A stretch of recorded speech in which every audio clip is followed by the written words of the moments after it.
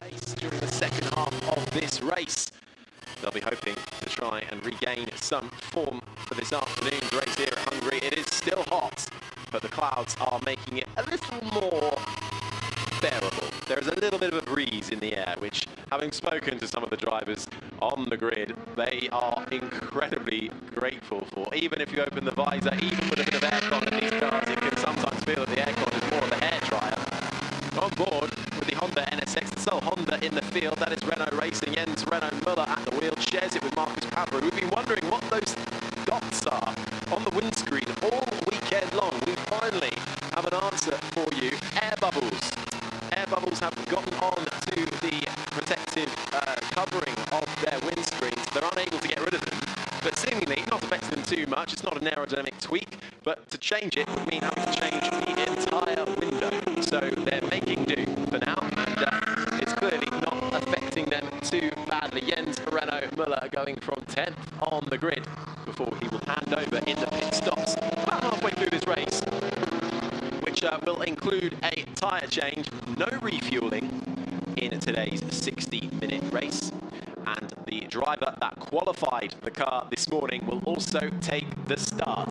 That means newcomer Ben Barker in that number 77 Lechner Racing Porsche will start his first race for the International GTOpen Series. He was a last-minute stand-in this weekend for an unwell Al Faisal Al Zubair, who sadly was all set to come and race but couldn't make it happen. We wish him a very speedy recovery, but Ben Barker doing a solid job as stand-in there, third in yesterday's race, and they line up third on the grid today, hoping for improvements. He shares that with Andy Soucek, currently second in the driver's standings as well. It is a fraught battle at the top as we see through the heat haze onto the grid.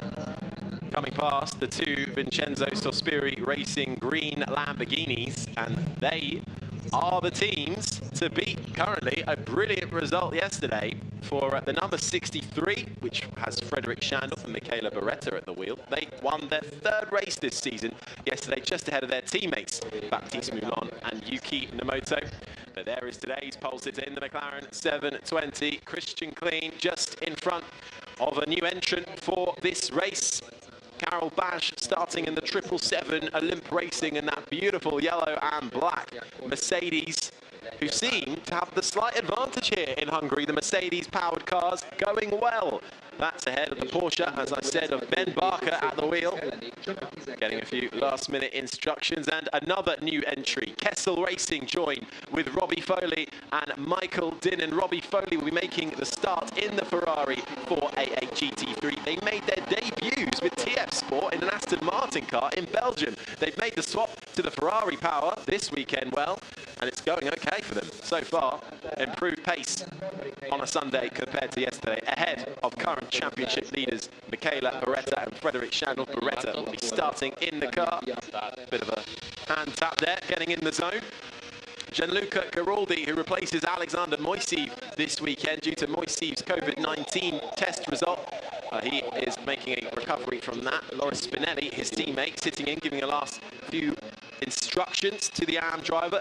Loris Spinelli, the pro in that, he stuck it on pole yesterday. They're ahead of Jan Seifert and Gerhard Twereza in another of the Lamborghinis, but that time is for HP Racing International. The first of the AM cars doing an absolutely solid job is the boss. Can't say anything bad about the boss. It's Marco Antonelli in the AKM by Antonelli Motorsport car in the number 14. Mercedes looking to go from 8th place, just ahead of Inception Racing's duo Brendan Irene. Starts that car. Ollie Milroy will take over in the pit stops. Then the sole Honda in the field, Jens Renault Müller going from 10th on the grid. Marcus Pavrud will take over that car at the halfway point. A thumbs up there from Jens. He's ready to go. Then the second of the new entries, an all-Polish outfit for Olymp Racing, Christian Korzeniowski. The AM driver there, head in the game, ready to go. Baptiste Moulon, not the best qualifying compared to the sister car there, but thumbs up and a wave. He's ready to go and make up some spots. We've seen those Lamborghini cars, not always the best in qualifying, but they're able to really carve their way through the race. Jorge Font is a new entrant this weekend. He goes with Vaporo Motorsport in a Mercedes. a few incidents yesterday in the AM category, which allowed Giuseppe Cipriani to win out in that yesterday in the number 8 Lamborghini. He looks like they're all getting in the zone, really. Then we go to the GT Cup Open Europe entries. Matthias Mizowski in that stunning red helmet in the Porsche goes from pole position in that class, just ahead of Dan Pijel, also making his debut with Alda Motorsport this weekend. Second in category, and a wave.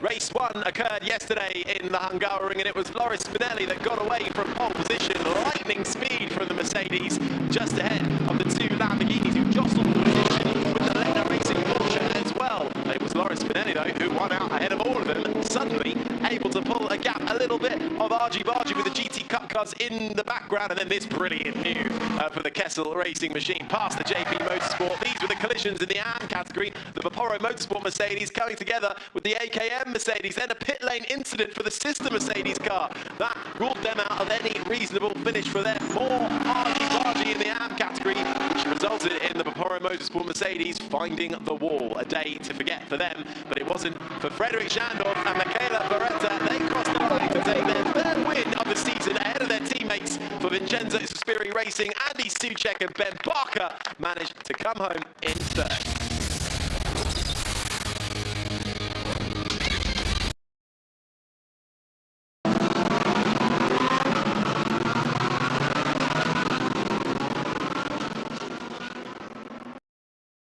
Confirm the grid for you then. On pole, it is Christian Kleen just ahead of Carol Bash. McLaren versus Mercedes for the front row of the grid. 5 different manufacturers in the top 5 positions. Then it's a Porsche of Ben Barker in the Letner Racing car ahead of the Ferrari of Robbie Foley for Kessel Racing.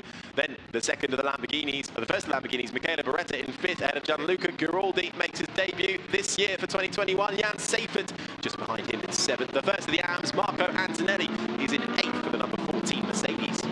Brendan Irene will hand over to Tommy Miller at the halfway point, but he takes the start from 9th ahead of Jens Renault Müller in the Honda from 10th. Just missing out on the top 10 is Christian Korzeniowski on his debut in 11th. He's ahead of Baptiste Moulin. Jorge Font from 13th ahead of Cipriani in 14th. Then we get to the GT Cup cars. It's Matthias Mizowski on pole ahead of Dan Pijel, 15th and 16th overall, the 2 Porsche entries. And then we go to Kane Racing's Eugenio Bassani in 17th, a new entry as well in 18th under the Kane Racing name. Then comes Maciej Darmetko in 19th, and Jakub Dwinicki will take up the rear of the field in the 100 Alda Motorsport car. Lots of Polish fans here, lots of Polish drivers and Polish teams, because you get quite a strong Polish contingent here. We're not too far away either, 530 kilometers away from Poland. It's an 8-hour drive if you fancy it, 6 days if you want to walk it, or you can hop on a flight and it'll be an hour and a half. So great to have the Polish support on track and off it. I live racing as well, getting a podium in yesterday's race on debut, so they'll be very pleased with that as the cars make their way around through this tricky middle sector of the Hungaroring. We're 20 kilometers north of Budapest, 4.3 kilometers, 2.7 miles await our drivers as they start to get in position. The safety car will peel in, and then it will be Christian Kleen who heads the pack. 14 turns round the Hungaroring, 8 right, 6 left. We're in Mogyor, ranks 3rd amongst tourist destinations in Hungary after the Danube Bend and Lake Balaton. And that Mercedes, the yellow and black Mercedes Olymp racing car, really eyeing a look at taking the lead, I think, from the McLaren as we tentatively make our way round the final corner. The safety car will peel in to the pit lane, and then it will be up to the drivers to put all of their eyes on the cars in front of them, and of course the lights on the gantry. Christian Kleen heads the back ahead of the Olymp racing car. McLaren versus Mercedes on the front row. We are racing it at the Hungaroring. A great start from Ben Barker in the Porsche down the inside.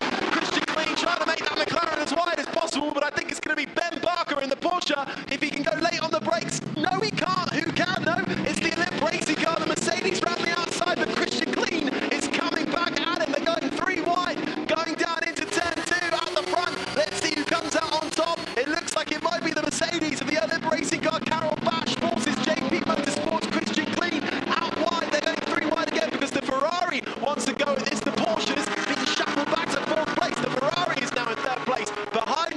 competitor, McLaren's JP Motorsport of Christian Clean, but leading the way, Olymp Racing and Carol Bash in the 777, who's already started to get a little bit of a gap to Christian Clean, who said before this race that he was going to have to drive a very wide car. Didn't believe he had the race pace, but we are underway now at the Hungaroring for race 2. It is Bash and Clean and Foley, Mercedes, McLaren and Ferrari. Elliot Wood has joined alongside me. Another frenetic start to the International GTOpen. Absolutely great rolling start there from Bash. Really just used the mechanical grip of the Mercedes to pull away there. Almost went 3 wide, but you know, it was all about the grip. Just all about that. All about that grip and all about those tyres as well. There'll be a change at the midway point, but right now they're going to have to start thinking strategically. Overtaking is difficult around here. There's nothing around that can be said, but Clean is able to come back now. At Bash, he's dropped Foley, who is still getting to grips with this Ferrari car that they're driving, the 488 GT3. Dropped back ever so slightly from Clean. 2 Pro-Ams leading the way so far. We've seen this time and time again. 1 Pro and 1 Am driver. The Pro driver is going to try and go as long as possible in this first stint to create a gap as we go further back in the GT Cup Open Europe. The battle for the lead, with our newcomers having a go down the inside, but at the moment, at the end of lap 1 and the start of lap 2, Bash, Clean, Foley and Barker the top 3. Then it's Beretta, Safer, Irene, Korzeniowski and Antonelli is the top 9. Baptiste Moulon in 10th position. And another, well, action-packed start here in the GT Open. Luckily, we saw a few incidents there, especially in the GT Cup Open Europe battle early on going through turn 1. Everyone seems to have made it pretty safely through at the moment. Let's see where the closest gaps are at the moment. I think we've got an Am driver coming under pressure. I think that might be Christian Korzeniowski coming under pressure from Marco Antonelli. As we see yesterday's bosses as well. That's Giraldi trying to hunt down Moulin in front of him, but also got to look at his rear mirrors at Renault Muller as he decides to cut the corner. Renault Muller doesn't think he's going to make it that time. Track limits here going to play another important factor, and unfortunately car number 14 has been off to report to race control immediately. That is Marco Antonelli, so potentially a start infringement there for the Am driver. Yeah, the start is under investigation, and for Antonelli it will of course be very difficult to go to race control when he is in the car, as he also owns the team.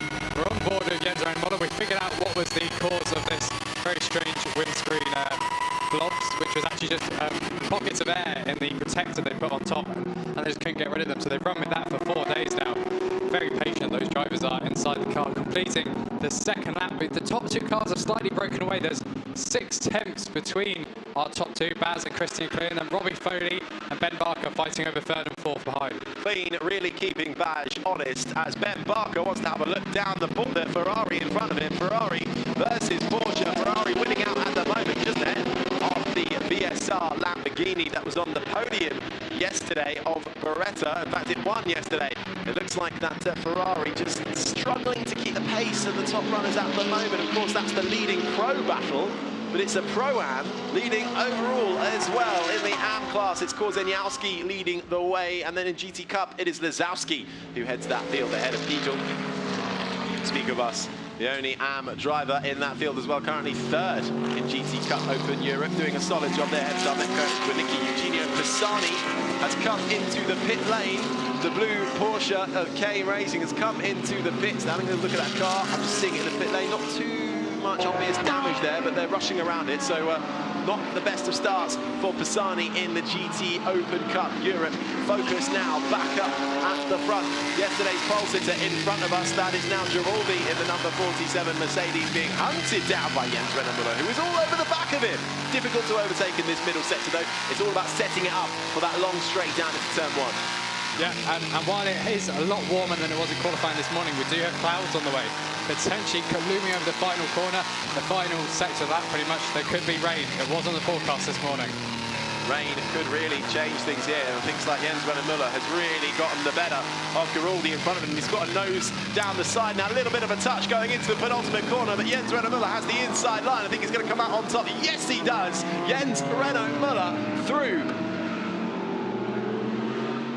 And up to 11th now on Giraldi. Just checking our timing screens there as we get another move for position. The Porsche of Ben Barker dives down the inside of Robbie Foley in the Ferrari. Barker back up into the podium places now, into third and ready to hunt down Christian Clean in front of him. So Foley clearly struggling at the moment in that Ferrari for outright pace compared to his pro runners around him.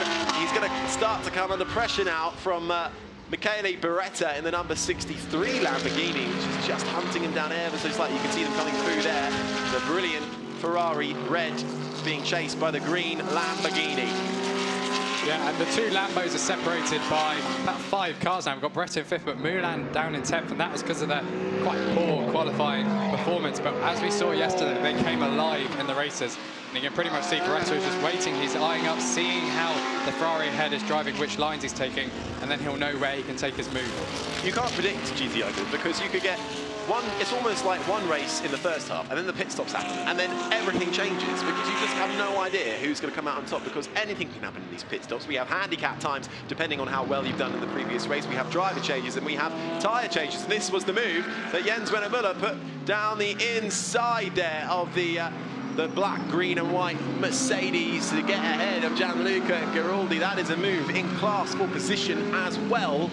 11th at the moment. Jens Müller now hoping to try and chase down Baptiste Moulin ahead and regain the position from where he started. He's lost compared to where he was on the grid. Ben Barker able to put that right. He lost 3rd place at the start. Now able to get it right. Looked like he was challenging for the lead going into the first corner at the start of this race, and Robbie Foley just doing a nice job of making sure he still makes the corner, not losing too much time. But Foley falling into the clutches of Beretta behind. Then comes Jan Seifert in a rather confusingly similar colour, car and brand, but they're different teams. It's the HB Racing International team in the second of the green Lamborghinis coming through your pictures. The number 17 car, Jan Seifert, in the Pro-Am category, in a little bit of no man's land, stuck just in front of this battle here, which is heating up nicely for 7th place. Brendan Irie just ahead of a couple of Am drivers, actually. It's Korzeniowski in the Olymp Racing car, and Antonelli right behind him. And then comes the second of the VSR Lamborghini. So this could well develop into quite a multi-class battle here. It absolutely could. Aaron, like you said, it's a 2-car race. We've still got 51 minutes on the clock, so they don't have to rush any of these moves. Fastest car on track right now is Ben Barker in 3rd place. First driver to dip into the 1:44s. Looked like there was some pollen there, or hay being chucked up in front of our camera, so potentially the winds are actually picking up as well. And looking at the flags in the paddock, the winds have picked up. So I think a new weather formation is definitely on its way. Well, I think a little bit of rain could well certainly change things here. It's a very slippery track as well. It's very difficult to overtake, but it can be done. And the difficult thing that makes it so hard is that the track can get dusty very quickly as well around here. We're sort of in a little bit of the Hungarian countryside. We're only 20 kilometers north of Budapest, but a lot of arable land around the circuits, which is being brought in now by the winds, which are picking up. The cloud is gathering. Rain isn't predicted to happen during the race, but things change very quickly indeed in Hungary. But with 50 minutes on the clock, it is Karel Baj leading the way overall from Christian Clean, and this was a look at the start. So Christian Clean said to me he just wanted to make this start as wide as possible, and you can see why, because look at that Porsche. Ben Barker had that inside line in his mind so much, but I think he just got a little bit scared potentially because he knew he was going to be on the inside of a 3-wide sandwich, which we know doesn't end well. Meanwhile, Karel Baj able to go around the outside and continue that battle further back in the pack. Jens Müller found himself right in the middle there, just trying to survive that first corner, and I think he does get a little bit of a clatter to the right-hand side of that Honda, and then this was where Christian Clean lost out on the lead, and I think he actually forced Ben Barker onto the grass a little bit there, able to try and undercut the Olymp Racing car, but had more pace, did that Mercedes, than the McLaren, which ultimately run out, and while they were dueling, the Ferrari managed to get into 3rd briefly, but that's all changed since the start, which was just a few minutes ago. Baj, Clean and Barker.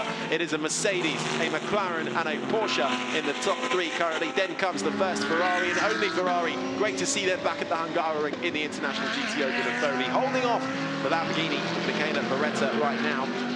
Who's gained the most positions? It's Korzeniowski in the number 5. That is the Olymp Racing car there, or another of our new entries. Christian Korzeniowski at the wheel and heading the AM battle right now, ahead of Marco Antonelli.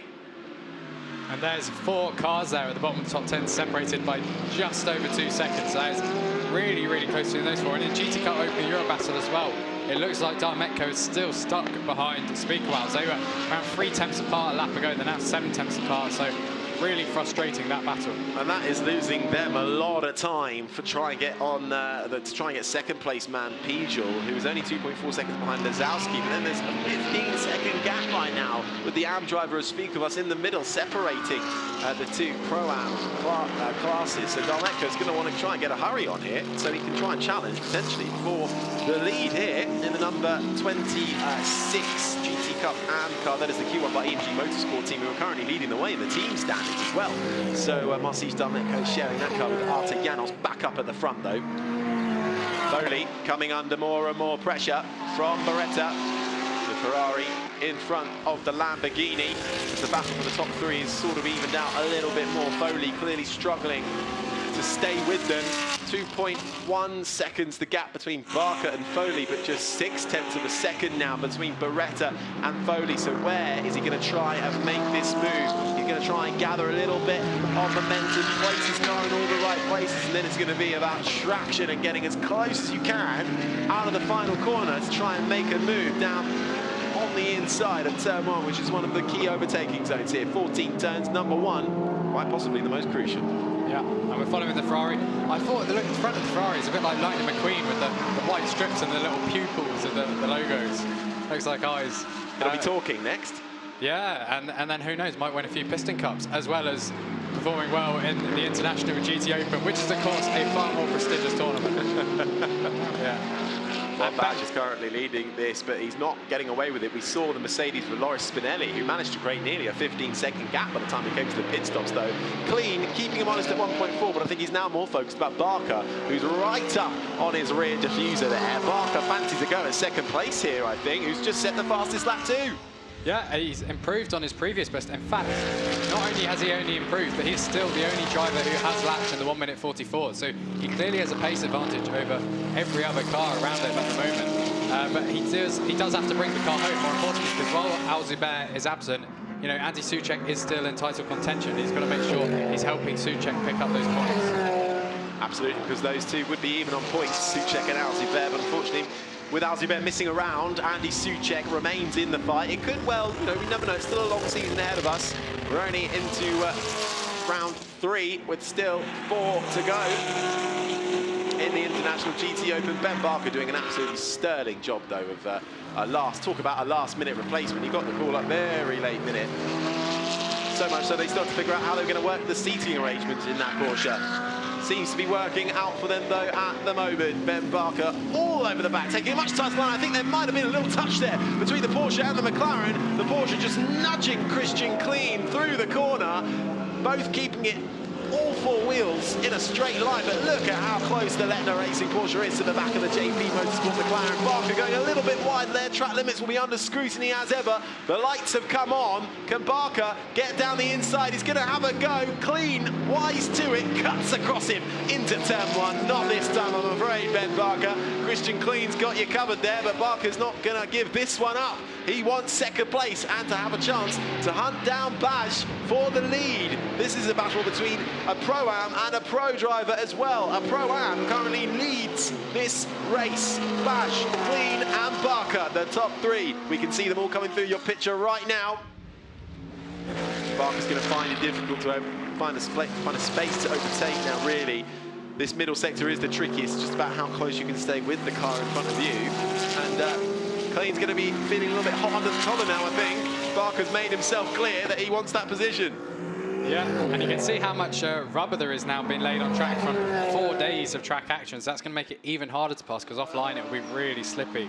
Here is a replay of Barker getting very close to the rear of the McLaren. Was there contact there? I think there was, ever so slightly, with Barker's front right and Clean's rear left. We just saw Clean having a little correction of the steering wheel there. I need a better angle of it, but for my 2 pence worth, I think that was the slightest of bumps there. A love tap, we'll call it, from Barker to Clean, the Brit versus the Austrian, the former F1 driver, leading the way ahead of Ben Barker. And they're both trying to chase down Baj in the new Olymp Racing entry, the number 5 in the 29-year-old, the number 5, sorry, in the number 777, I should say, sorry, the 29-year-old from Poland, leading the way in that distinctive black, yellow and silver Mercedes. Bit of a gap, 2.5 seconds to Clean. Barker having a little look with his nose, decides he's not close enough, tries to go for a wider line to get more traction out of the corner than Clean, who's forced to take a tighter line. Barker having a look. Clean just trying to keep everything perfect as he goes through each corner. 0.3 of a second split the two. Clean's going to be coming on a huge pressure here. He's going to want to keep this position for as long as possible. But the longer these two fight, the more they bring back in Foley and Beretta, the Ferrari and the Lamborghini, just in the background behind these two, doing battle as well. Beretta stuck behind the Ferrari at the moment, which seems to be able to keep hold of fourth, having lost out second and third in this race so far. 43 minutes to go on the clock. Baj, Clean, Barker, Foley and Beretta, your top 5. Mercedes, McLaren, Porsche, Ferrari and Lamborghini, your top 5. 5 different manufacturers fighting it out at the top of this field. Let's have a look further back now in the GTOpen Cup Europe battle. Matthias Mizowski leading the way, but not by much, just 1.1 seconds the gap between him and Dan Pijl, the two Porsches doing battle. Dan Pijl on board now with him in the new entry of the Alden Motorsport car. He's from the Netherlands racing here. Dan Pijl as well with some Dutch courage trying to help him through and topple the lead for the GTOpen Cup Europe battle. And there's now a warning flag for car 100. That is actually to Nicky for driving behaviour at turn 7, which is the exit chicane. So, you know, if it was track limits, kind of the chicane, I think they would just call it track limits, but they called it driving behaviour here. So that's something new I haven't seen before. But there is only 6 minutes before our driver changing window. We've got a 1:44 laps, so 4 laps minimum before these battles get disseminated, and we have new drivers joining them instead. And it could all change very quickly. Karel Baj now the gap 2.8 seconds, but it's Robbie Foley fastest in the final sector at the moment. As I said, that Miguel Beretta just does the fastest middle sector, the fastest first sector of them all. So Beretta really putting the pressure on Foley now, but that gap has opened up to a bit of a second, so perhaps he's just dropped back a little bit. Clean the tyres, find a bit of clear air and come back at him and try again. The leading AM driver is still Korzeniowski, just about 0.7 of a second ahead of Antonelli, as we see Patrick Kaprinski, who will take over that car from Christian Clean. But where will Clean hand him that McLaren GT3? What position will it be in? As Ben Barker just seemingly a bit stuck behind the McLaren.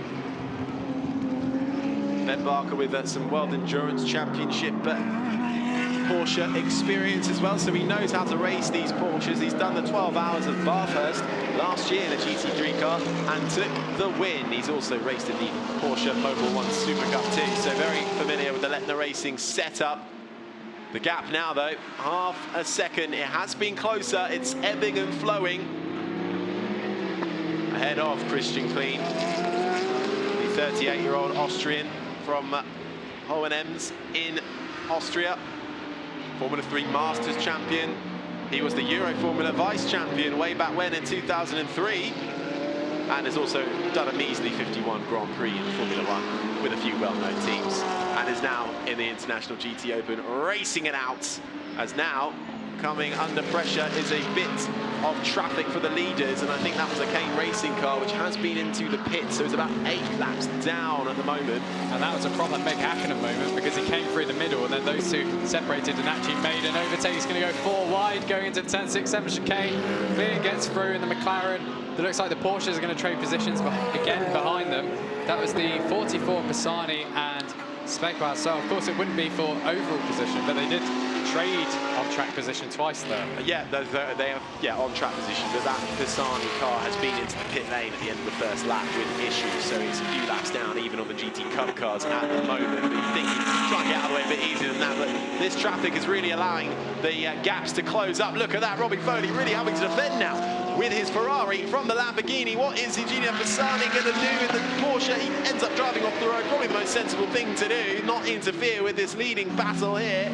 The number 63, that is Michele Beretta hunting down Robbie Foley. The traffic has not been kind to Robbie Foley there, who's fallen into the clutches of the Lamborghini.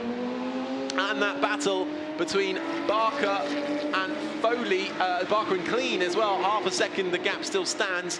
Meanwhile, in GTOpen Cup Europe, on board with Dan Pijel, right up behind Matthias Mizowski, 0.3 of a second between the two. This is for overall lead in the GT Cup Open Europe category.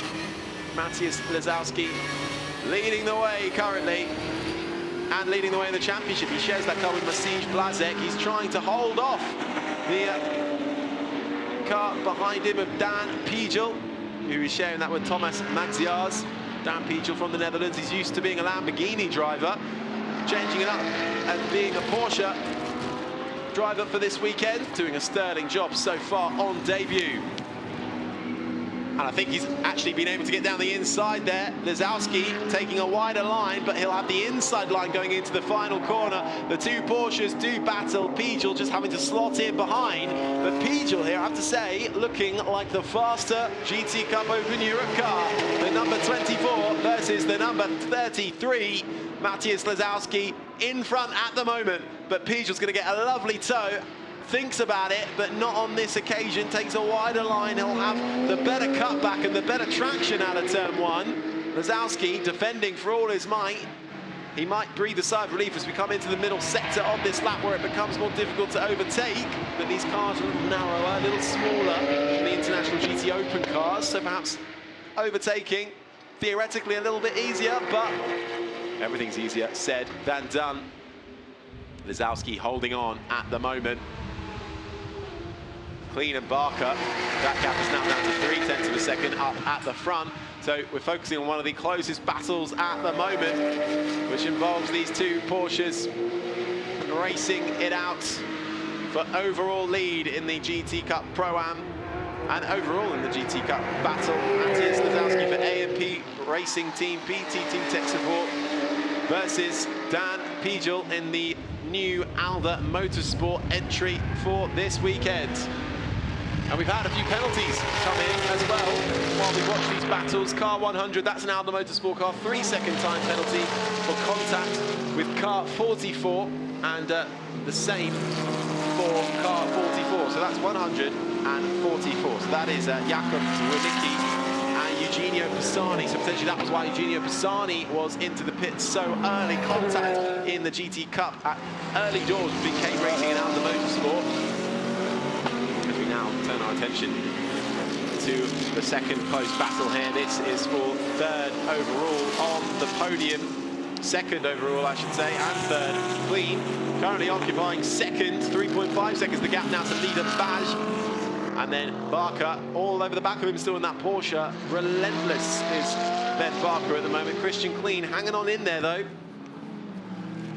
If I was Ben Barker behind, knowing that I have a pace advantage, I would pit a lap later, or at least one lap later, because then you can use that advantage, clean air, put in a time that's faster, and hopefully jump your opponent in the pit stops.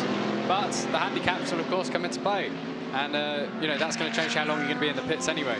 Well, the driver change is now on, so from this moment onwards, the pit lane is open, and who's making use of it first? Brendan Irene has decided he's had enough, and he comes in with 35 minutes on the clock. Irene coming in from 7th there at the moment, that's 4th in the Pro-Am category. He'll hand over to his pro driver, Ollie Milroy, who has been a previous pole sitter this year so far. Ollie Milroy, best position as well of third to a couple of third places for them. So he'll hand over to Ollie Milroy, the Brit. There he is waiting. Let's watch how quick these driver changes are. And it's so cleverly done, and the practice and practice for this. And I say that though, Irie sort of getting out quite gingerly there. And then here comes in the second Pro-Am car. Gianluca Giraldi comes out. Yesterday's pole sitter Loris Spinelli comes in. Jens Renaud Müller is helping Marcus Pavarud get into that Honda in the number 11 car, while the GT Cup Open battle rages on still. Lizowski still leading the way from Pijl, who is right on the back of him. Bumper to bonnet there. Any of them going to dive into the pit lane? No. They're going to carry out for another lap. Lizowski holding on, 1/10 of a second between them, absolutely nothing, but that's Lizowski getting very wide on exit there. He's going to try and come across the inside line, and that could be the undoing for a change of lead in the GT Cup Open Europe battle. Has that allowed Pijl to try and get the run on him? No, it hasn't, but look at that, Lizowski struggling on the brakes there, gets it turned in, cuts down the inside. Pijl taking a wider line, but it's all square at the moment. Lizowski still leading the way ahead of Pijl in GT Cup Open Europe. And we've now got the Porsche at the front of the field coming in, so that'll be Benjamin Barker handing over to Andy Soucek. You can see just as he goes into his pit box, it's in sunlight, but the whole of the, and you can see behind, all of that behind him is in total darkness. There is clouds all over the final sector circuit. Behind us in the commentary box, it is just about sunny, but I'm expecting rain. If you look at turn 2 as well, the kind of the diffraction of the light looks like there's rain on its way. Well, it's teasing us whether we get it before the end of the race. Well, we'll find out, I'm sure, with 33 minutes on the clock to go as the number 26 Q1 by EMG Motorsport car gets in. We saw also Ben Barker in the Porsche has come in. They didn't do what you suggested. They came in a lap before Christian Klein. So Soucek now at the wheel of the Porsche, so they're thinking that the undercut might prove better in the long run once you take in handicaps into consideration. Baj and Klein and Foley yet to pit. They occupy the top 3.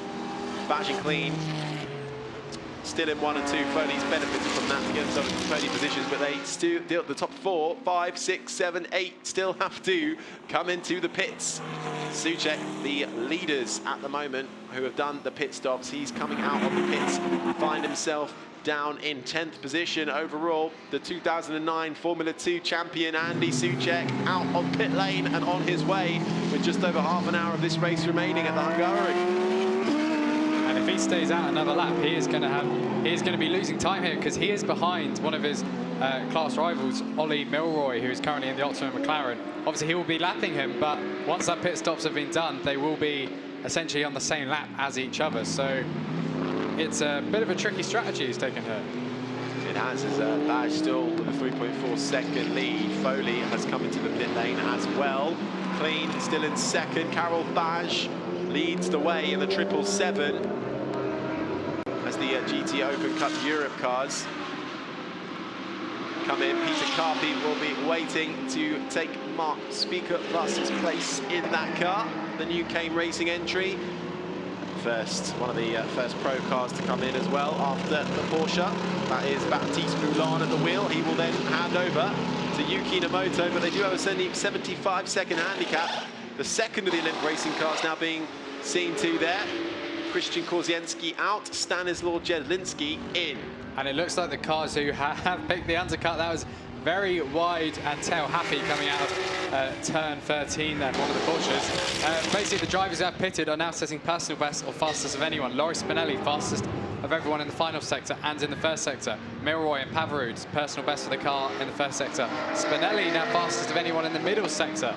So he is probably going to be rising up the order as the two Porsches are still fighting in the GT Cup Open Europe battle in the final 2 corners. It looks like they're only really fighting in these corners. They're pretty casual in the first sector of that, and one of them's going to go into the pits, so the battle has been paused briefly for now. Lizowski into the pit lane. He'll swap over for Maciej Blazek, so Dan Pijl will inherit the lead there, but if he can stay out perhaps a lap longer, that might benefit him. But we're seeing, as you say, Ellie, the undercar is beginning to work. It still has to unfold. Loris Spinelli, yesterday's pole sitter, currently down in 12th overall, but setting personal best and fastest after fastest after fastest sector, and an overall fastest lap. Yeah, the first driver to dip into the 1:43, so he's over 0.8 seconds faster than anyone else has been during this race.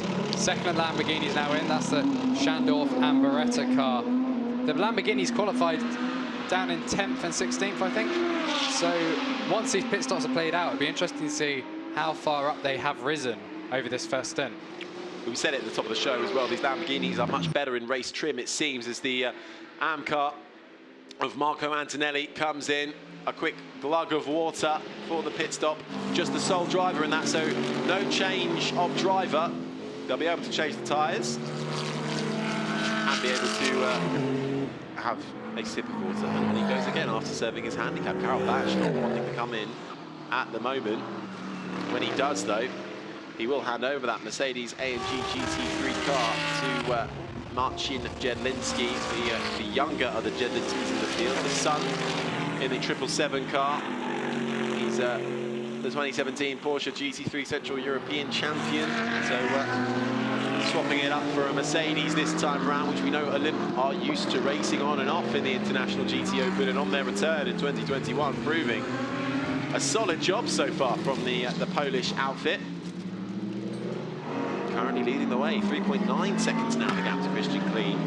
Robbie Foley, I didn't think that Robbie Foley had come in, but I think that is incorrect. So Foley has stayed out there. Look at that, a battle on pit exit as well. I think that was Schandorf and Antonelli battling it out for 6th and 7th on the exit there. So that's really going to start to shake things up. And yes, Schandorf ultimately winning out on that one. 63 ahead of the 14. Souček just ahead of them as well, and Souček the first of the pitters. He's about 77.5 seconds back from Baj, who is leading this race. And if you take into account, as Baj is still out after 18 laps, the approximate stop handicap is 70 seconds, between 60 and 70 seconds. It looks like Souček is really going to be able to put himself into the lead here once Baj comes in. The number 17 now comes in as well. Gerhard Twereza in that car. Out comes the HP Racing international driver of Jan Seifert. He's out of that car now, as Karel Bash continues on his way, leading this race. Yeah, Spinelli was chasing down Souček about 1 or 2 seconds per lap, but because there was 18 seconds between them, the Lamborghini of Schandorf and the Mercedes of Antonelli have pitted and come out between those two.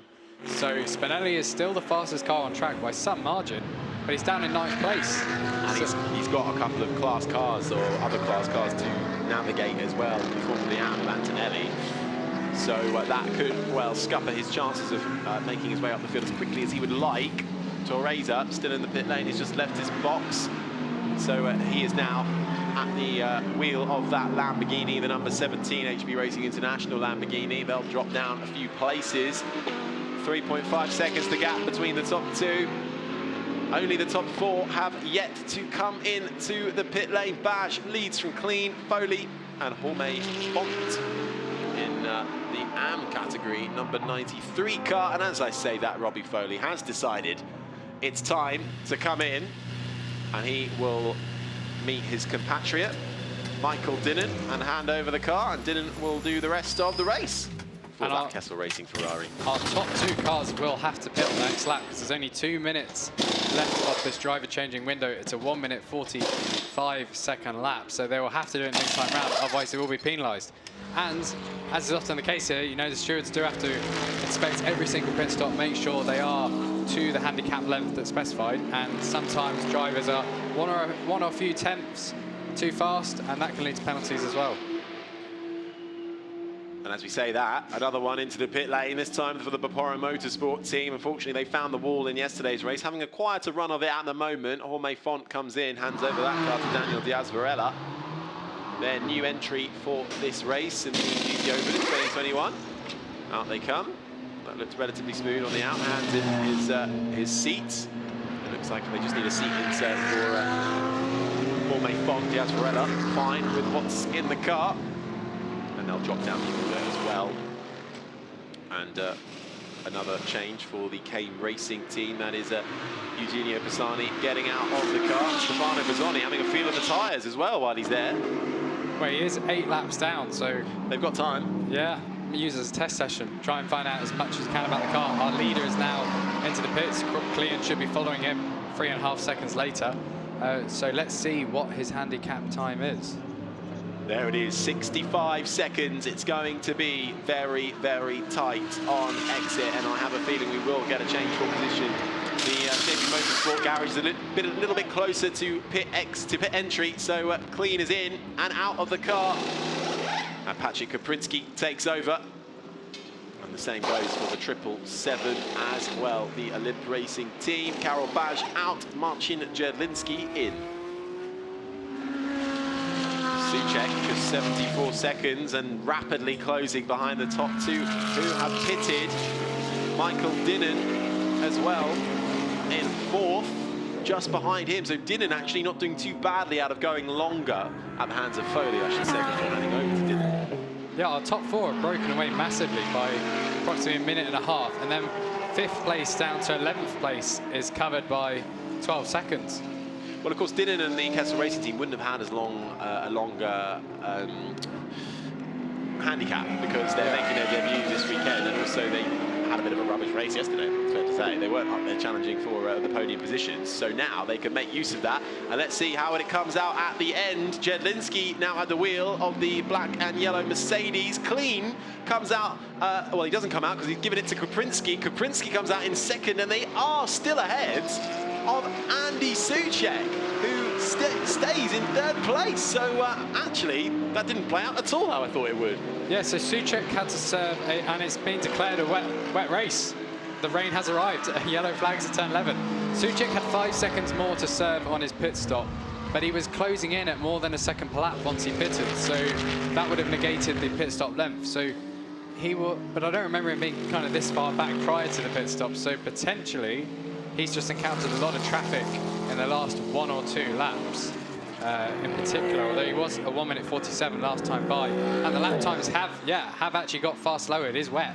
1:49, 1:49, 1:47. You can see the rain spitting it down as well in the middle sector, and we get a spin as well for our race leader. Jedlinski finds a bit of damp track. He manages to keep it going. That's going to allow Kaprinski to really close in on him, but he manages to do a perfect pirouette, spins back round, facing the right way, but look at the rain coming down. Jedlinski can't keep it on the road. The windscreen wipers come on. They are struggling here, and you can see because Kaprinski is not able to just swoop round him after all of that. The wet tyres at the ready in the pit lane. You can see the water falling on track. The windscreen wipers have been turned on. That has changed this battle completely. Jedlinski, though, able to hold on to the lead, and they're all going to come into pit lane. They've got no other choice but to change their tyres. This could really turn the race on its head. The race has certainly changed, but Souček stayed out. Souček stays on. He doesn't want to change tyres.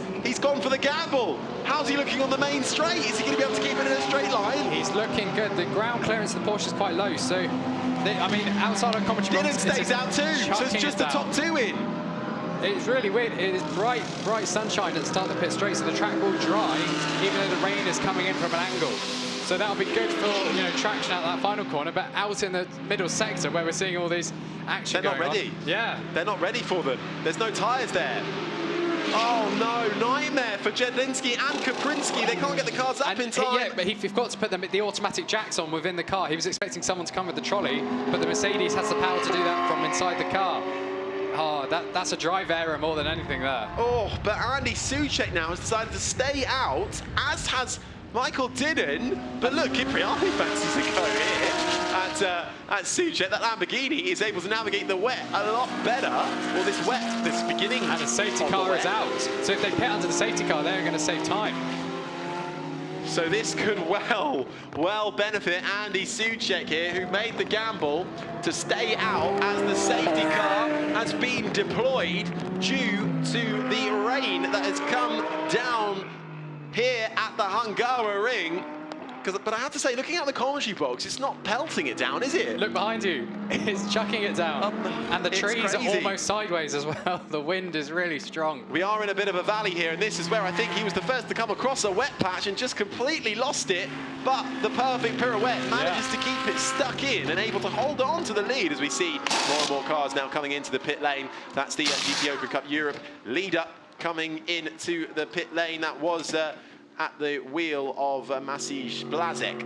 And And there is the spin. Oh, no! Oh! Stanislaw Jedlinski, the second of the Olymp Racing cars, spinning in the exact same place as the sister car, but this time he finds the wall. Safety car deployed for Jedlinski. Souček into the pits. He's decided he's going to come into the pit lane. A change of tyres for Andy Souček. This is where strategy and team communication is going to have to be on point for these guys and girls working the pit lane. Andy Souček is in, so is Dylan. Loris Spinelli, I think, will come in behind them as well, or they've all come in, unless they're going to take a gamble, and this rain is going to go away. We need to have a look at the weather chart here and see how long it's going to last for, but with only 19 minutes to go, under safety car conditions, the weather coming in, the Honda's decided it wants a change of tyres as well at the hands of Marcus Pavarou. That's not water on its windscreen, that's air bubbles. But either way, the windscreen wipers are on. Fascinating stuff here in Hungary for the International GTOpen Race 2. What we all thought might be a dry, slightly below par race has turned into something quite spectacular. Yeah. Look at the wheel spin there of the VSR 19 car at the hands of Yuki Namoto. Really giving it some coming out of the pit lane. Souček out on some fresh tyres. Still struggling though. Not quite warmed up enough. Trying to get that outside line karting style. When it's wet, you want to take the outside line. It's the quicker way through the corners. And Spinelli is now our race leader. I'd said he couldn't get past 9 cars within 2 laps, but he has. Quite incredible. It is raining even harder towards the back of us, but the sun is drying out almost immediately just beyond the pit straight. Then the pit straight is utterly soaked. The top of the circuit, the middle sector, kind of turn 7 to turn 11, is also horrifically wet. You can see the grass getting a very nice, coating of rain. Should help clear that out. Oh no, that's Antonelli in the wall. The AM driver finds it, but it looks like he's able to find reverse. Back onto the track.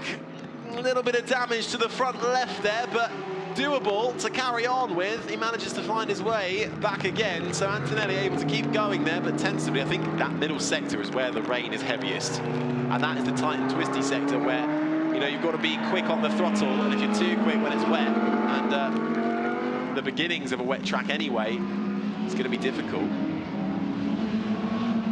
And the safety car is out now. They're all lining up behind him. The first car behind him is actually Cipriani, who is 12th overall. So we've got a little bit of a jumbled up grid currently, but Loris Spinelli is the overall leader ahead of Frederick Schandorf and Andy Souček. And actually Schandorf has been the biggest gainer out of all of that. He's worked his way up to second.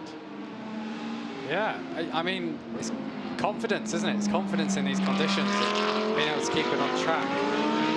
Looking around, I mean, Antonelli's still fifth on timing screens, but I don't think he's going to retain that position. The rain isn't going to go away, is it, in the next 16 minutes? At least not going to dry out the track, and the safety car is allowed laps cars. So that's number 14 coming in, that is Antonelli. So he had actually he maybe only lost 1 place prior to pitting, and now he's shuffled his way down to 9th and he's going to lose even more. Really clatters his pit board there. I think it's a bit wetter than the drivers are expecting, so their normal braking zones aren't quite working for them, so they're going a little bit long. But yes, the safety car has allowed the lap runners to go past it, so what was a jumbled up grid behind the safety car will sort itself out. Loris Spinelli leading ahead of Schandorf and Souček, the top 3. And that safety car is going way too slow. Essentially, when you're in the wet, you need to almost let the grip come to you, and that normally means you take a very wide line round corners, minimum steering input, minimum throttle input as well, with as much confidence as possible on the brakes. But you're only going to get a feel for the conditions if you're doing them at racing speeds. Well, how quick can that Renault Clio go? I don't know. Well, I watched the Clio Cup Euro races earlier, and they were going, fairly quick. But I don't think they use the same car for our safety car here. But you can just see as well how wet it is in that middle sector. So difficult to see why so many cars are spinning out from there. We've had a couple of collisions under safety car. The Olymp Racing number 5 car, Jedlinski, found the wall, which I think was the reason for this safety car, along with the wet weather, while we changed to wet tyres for the majority of the field. And it was was the Mercedes AM driver of Antonelli who also found the ball, able to get that back to the pit lane though. Yes, Spinelli and Schandorf, they've actually got this the wrong way round because the whole field is behind them now. They are going to drop outside the top 10 when they pit. Because they haven't pitted, they've done their compulsory stop for the driver change, but they haven't pitted to wet tyres. And unless they're very, very brave and staying on the slick tyres, then they're going to find it particularly tricky. Well, how long? They're taking a gamble here. How long is this safety car going to last? With just under 15 minutes to go. And do they think that, you know, there is still a little bit of blue sky here? It might dry out in time. So it's a risky gamble for Spinelli and Schandorf, but it could well pay off. And Spinelli, I can tell you this, he's desperate to get onto that podium, having had a win and a podium stolen away from him yesterday. He wants some retribution today as they come through down the main straight. The windscreen wipers still on. No sign of the safety car coming in at the moment. We will let you know as soon as we get that message. But as it's all evened out now, Spinelli is leading the way in front of Schandorf. Suchek is third, Milroy fourth, Kaprinski's in fifth, Dinnan sixth, where Razor is seventh, and Moto eighth, Jedlinski ninth, and Pavarud rounds out the top 10. Some cars have changed for wet tyres, some haven't. They've all made their compulsory pit stops. We've had a few incidents under this wet weather which just come out from over the hills in Hungary. We're in a little bit of a valley as well, so things can change. The weather can change and be different in one part of the circuit and completely different in another part of the circuit. But the fans have a brilliant view. No matter where you sit, you can see about 80% of this entire track, which at 4.3 kilometers is a lot of track to look at. And it's a track that, you know, Formula One has visited at least 30 times now, I think. So it's a well-known track for drivers who are fans and then, you know, have gone on to have professional careers in motorsport. But, you know, of the great wet races at this circuit, almost all of the ones I can think of were won by Jenson Button, where he used a slick tyre in the rain. So maybe Spinelli and Schandorf are taking inspiration from that. Quite possibly. We're looking at the back of the JP Motorsport car there. I was talking to Christian Kleen just before this race. He was saying the McLaren and the other cars in this field just don't have the pace of the Mercedes this weekend, who were just going so well won Hungary, and then they themselves saying JP Motorsport, they're just lacking a bit of outright pace in general here. But look at that now, you can see the sun coming down. So have the wet runners now got it wrong? Should they have stayed out? Because we're looking at the screen, it's very difficult to see if the weather is still falling down. It is behind us. It's chucking it down behind our commentary box, and we're on the pit straight. But it's oddly... I think it's dry in some places, wet in others. So the sun will dry it out. However, offline, it's still going to be incredibly slippy because the whole point of the groove tyres is they displace more water. And if you're not driving on the non-racing line bits of the track, you're not displacing much. However, if it does dry, those tyres are going to overheat because obviously tyre temperatures is one of the biggest difficulties of this circuit. So then they're going to have to pit again. But with 11 minutes to go, with all of these strategy options, you can still go, I think I could just look after my car, look off my tyres, take it to the end. Because 10 minutes is, it's what, 6 laps maybe, at full racing speed, with the safety car being out for at least another lap. And these laps are taking pretty much 3 minutes for our front driver. That is, so potentially we could restart with 8 minutes to go. 4 laps, I would risk it. You're going to lose too much time pitting, you may as well stay out. Yeah. Well, another lap begins under the safety car here for the International GTOpen Race 2 of round 3 here at the Hungaroring. We visited Spa-Francorchamps, we visited Paul Ricard. Every race has seen some action, and Hungary has proven no different. And Artur János is now leading the GT Cup Open Europe battle by over a lap because he hasn't pitted either. And even with that incident for Marco Antonelli, which drops him down to 11th overall, he is still leading the AM category. So and he was damage limitation 45 seconds behind, and because of the pit stop, because of the safety car, he's now been brought back into within 9 seconds of the race lead. Which, if anything crazy happens ahead, he could jump into the top 5. He really could. Well, my eyes keep darting at our timing screen just to see if we get the heads up of the safety car coming in. because I'm imagining it's been called out for a mixture of reasons, the wet weather, but also the crash for the Olymp racing car, which looks to have been cleared away. We haven't seen any replays of it, or maybe it even got going, actually. But the number 5 car currently registered down in 19th place, so it is still running, we think, that number 5 Olymp racing car. And it stopped raining on the pit straight.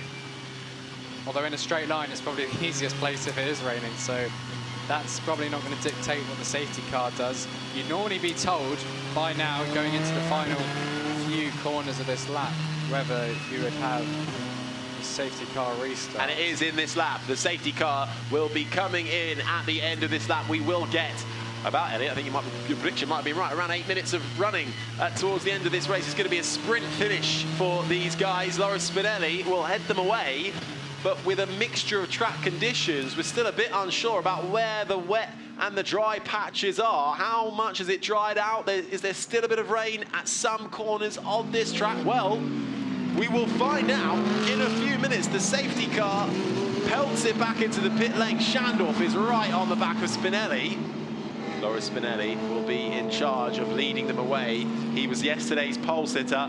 Unfortunately, it didn't work out for that team in the race, but the Mercedes is running well round the Hungaroring, and he leads them away. Loris Spinelli cuts across the line ahead of Frederick Schandorf, who is tucked right up behind him, trying to find a way through, weaving with his tyres. He decides he wants the inside line. Action further back in the pack as well. Patrick Kaprinski going down the inside, defending their GT Cup car, getting in the mix there, and there's a collision between the GT Cup Open Europe car and the JP Motorsport car of Patrick Kaprinski, which kind of blocks him off there as well.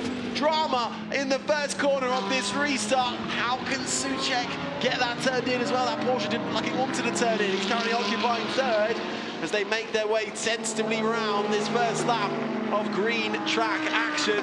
After the safety car period, Spinelli able to hold on to the lead from Schandorf. Souček under pressure now though from Milroy. Yeah, Dylan's passed. Well, Kaprinski's dropped down because of the first corner incident.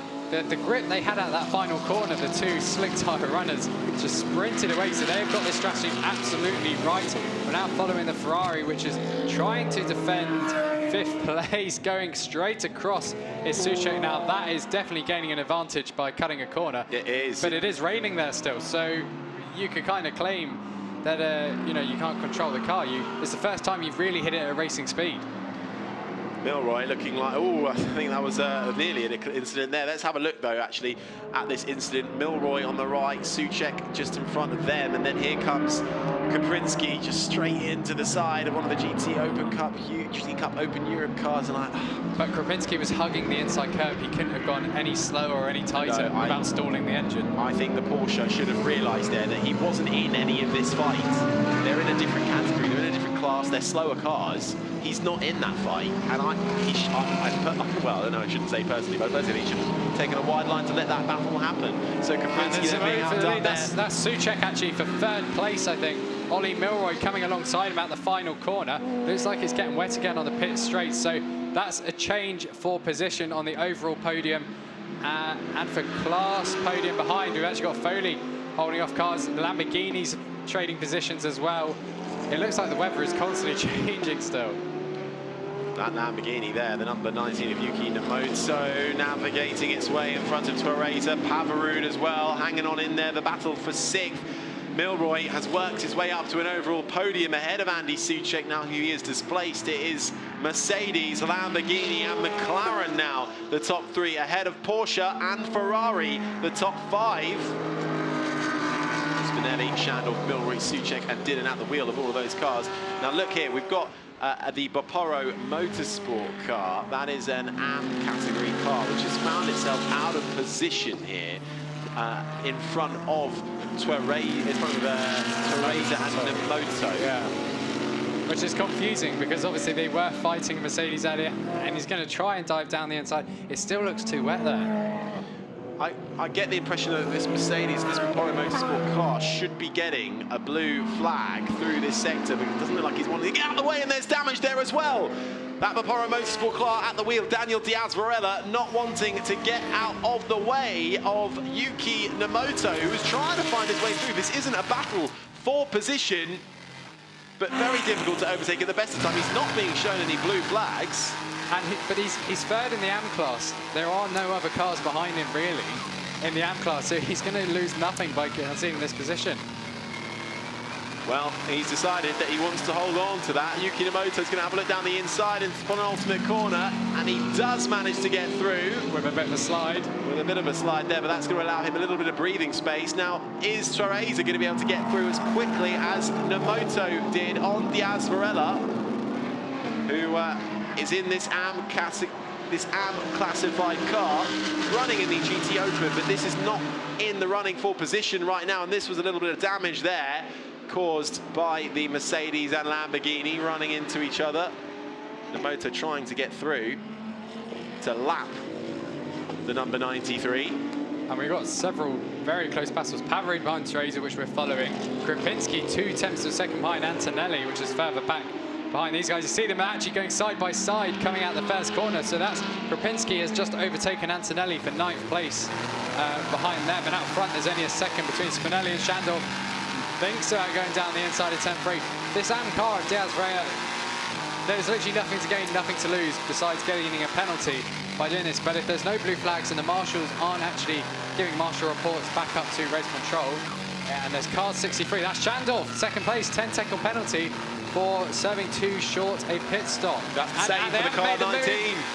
It's still going side by side coming to the next corner. This, Diaz Varela, not making friends on track right now. He's really not making any friends right now. He's getting involved in battles that are none of his business, and then here comes another GT Cup Open Europe car, which decides it's quicker than the GT Open car there and wants to come by. The Porsche Motorsport team running down the field, and confirmation of both Vincenzo Sospiri Racing Lamborghinis have had a 10-second time penalty for not serving the full length of their handicap in the pit stops right now. Frederick Schandorf's in 10th place. That would move him down just outside of the podium placings. And it also means Andy Soucek will become our pro class leader and I guess winner as well. Spinelli will have 7 seconds to hand over Ollie Milroy, so joining the overall podium and getting the pro class win will be Soucek, potentially.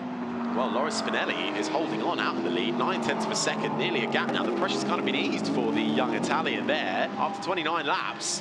It's probably feeling quite good as well. The sun is coming back out again. The windscreen wipers have stopped, so I get the impression that for the teams running slightly wetter tyres as well, it's going to be just a battle to hold on till the very end with just a couple of laps to go.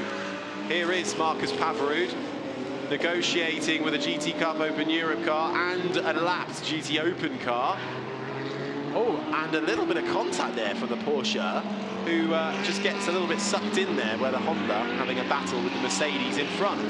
But I have to say, I really don't think Diaz Varela should have got himself involved in any of that battling. It could have been a much easier ride for him and the cars around him to just get out of the way. And then, and there's another incident in the AM class. Yeah. We've seen a couple of them there yesterday. Cipriani versus Antonelli. Antonelli coming off worse there at the moment.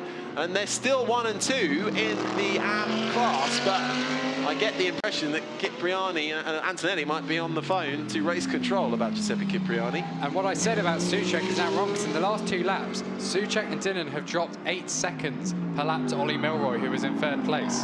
That's a huge amount. So they were 10 seconds behind 2 laps ago, so Soucek would have been promoted position. He's dropped 8 seconds. He's now 24 seconds, 28 seconds off our race leader with 1 lap to go. Remember as well, Spinelli did not pit a second time for wet tyres, so but Milroy did, and Milroy's kept pace with them, confusingly. You can't argue with the numbers, but Spinelli starts the final lap, lap 30. He's keeping Shandorf at bay. Shandorf does have a 10-second time penalty. And what have we got here? Oh, that was never really going to happen, was it? For Antonelli versus Stefano Bozzoni, coming into the middle sector there after turn 4, coming through 5. Unfortunately there, that's another spin for Antonelli, who I think has still clung on to 2nd in the AM category. But Nomoto could drop from 6th to 11th here, depending on the Cipriani incident, who is found guilty for that, Antonelli. What Spinelli, leading the way, will know that Schandorf does have a 10-second time penalty, so he won't be too worried in these final few corners. Schandorf will also know that he's got this penalty. The biggest gainer, Ollie Milroy, could well gain a lot more come the end of this race. He's just got to stay in front of Souček. And that battle doesn't look like it's going to hot up anytime soon as well, with the field quite spaced out on alternate tyres, wet and dry, dealing with traffic as well, as we were also bunched up after the safety car. But it will be Loris Spinelli who rounds the final corner for AKM by Antonelli Motorsport, racing that Mercedes AMG GT3 car. The young Italian Loris Spinelli crosses the line to take his first win in the International GTOpen in 2021. Spinelli takes it home for the win. Frederik Schandorf will cross the line in second place, but is immediately put back to third after Ollie Milroy comes home. It is a Pro-Am 1-2 in the overall classifications. Spinelli wins ahead of Ollie Milroy in the Inception Racing McLaren. Spinelli, of course, sharing that car with Gianluca Giraldi. Milroy sharing the car with Brendan Irene. Frederik Schandorf, I think, will hold on to third place by the time Andy Souček crosses the line. Let's have a look down as well at the GT Cup Open Europe. After all of that, Artur Janos takes the win coming round the final corner now. He'll wave to his team mates at the pit lane. He takes the win in GT Cup Open. Souček, confirmation, he did get fourth place alongside Ben Barker. Dinnan home in fifth. Nemoto comes home in sixth, but is immediately demoted all the way down to 10th place at the moment.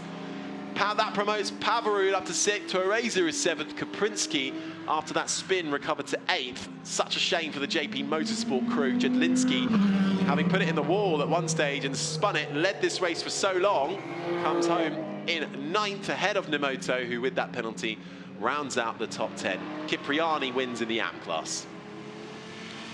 34 seconds in hand over to Antonelli, who he did clash with a few laps to go. We haven't seen any message if that's under investigation yet.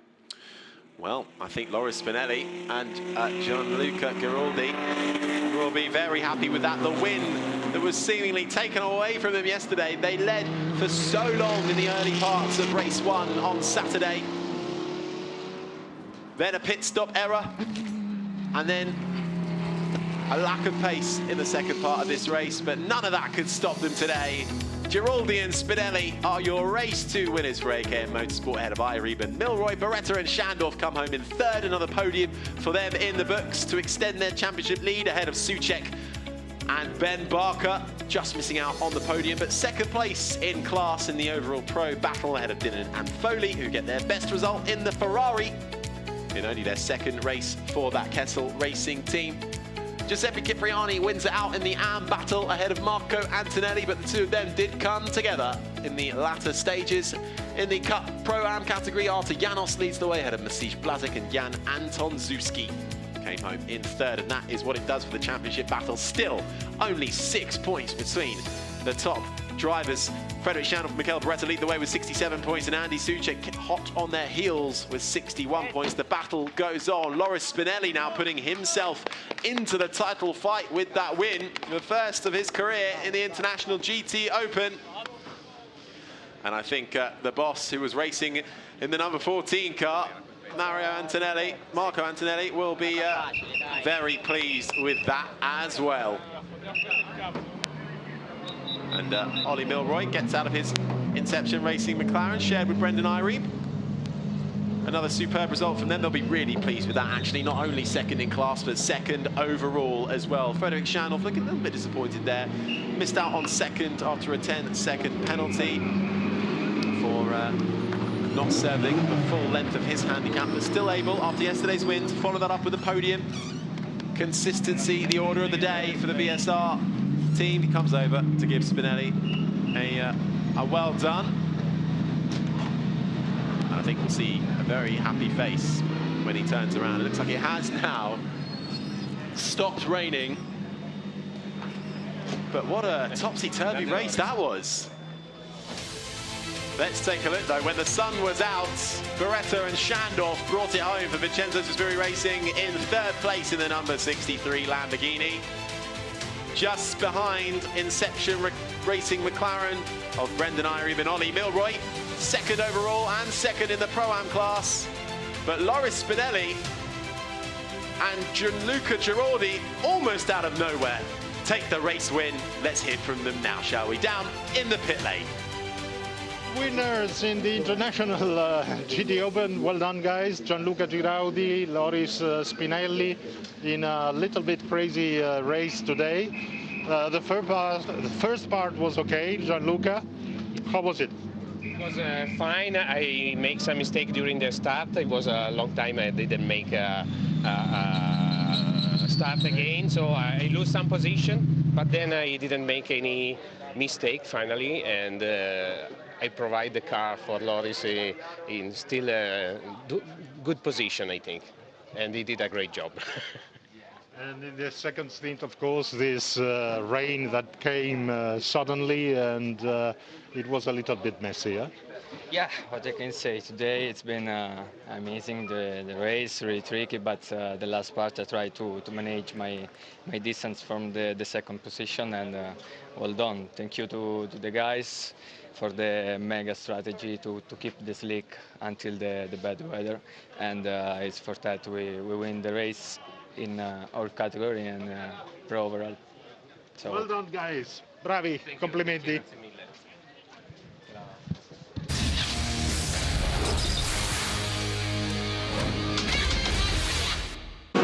Race 2 in Hungary for the International GTOpen got underway. It was Christian Klein on pole, coming under immediate pressure from the Olymp Racing car and the Lettner Racing Porsche of debutant Ben Barker. Fancied to go down the inside, couldn't make it happen. It was the Olymp Racing car, though, the yellow and black Mercedes, which managed to go late on the brakes around the outside to take the lead initially from Christian Klein, who kept him honest. Kessel Racing's Ferrari managed to work their way up into third place. Further back, battles all the way through the pack. This with Jens Renault Müller working his Honda NSX up through the fields.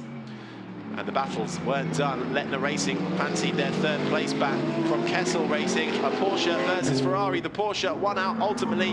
This was all pre-pit stop, and it looks like smooth sailing for the 777. Once into pit lane for driver and tyre changes, that is when things started to kick off, but seemingly undisturbed for the time being. But then rain came, and round the cars went. Spinelli managed to make the best of it further back in the pack. The Olymp Racing team, unfortunately, were losing out on the lead there, as was the GT Cup Open Europe cars, involved with a battle with one of the Christian Klein and Patrick Koprinski JP Motorsport powered cars. The rain certainly turned the race on its head, and Loris Spinelli found himself at the head of this race and took the first race win of his 2021 International GTOpen career alongside Gianluca Giraldi, and you can see the Italian very happy with himself. Third position, and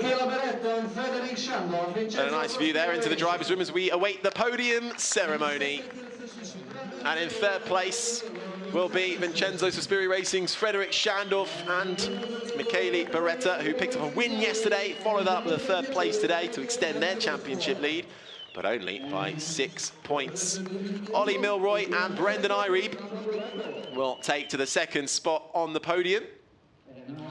And on top spot, Gianluca Giraldi on debut in 2021 alongside Loris Spinelli.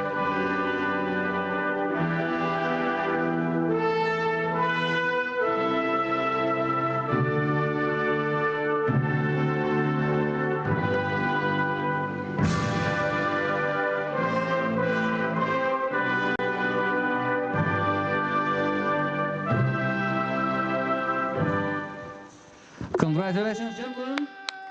A very well done to our race winners, Loris Spinelli and Gianluca Giraldi for AKM by Antonelli Motorsport, who will receive their trophies now. First of all, the third place finishers, VSR.